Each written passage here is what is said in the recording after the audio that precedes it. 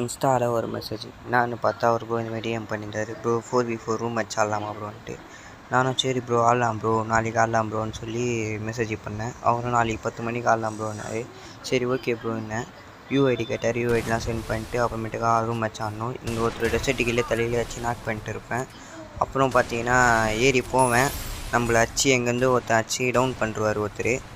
அங்கேயே பாருங்கள் செத்துருவேன். அப்புறமே நம்ம டீம் மேட்ச் அச்சு ஜெயிச்சு கொடுத்துருவானுங்க. இந்த இடத்துல ஒருத்தர் ஏற கூட மாட்டேன்.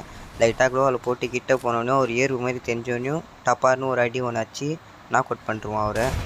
நாக் அவுட் பண்ணுறதுக்கப்புறம் இந்த இடத்துல பார்த்தீங்கன்னா ஒருத்தனை அடி பார்ப்பேன், மிஸ் ஆகிடுவான். இன்னொருத்தர் தானாக ஏறி வந்து தலையிலே வாங்கிப்பார் அவர் பாட்டுன்னு.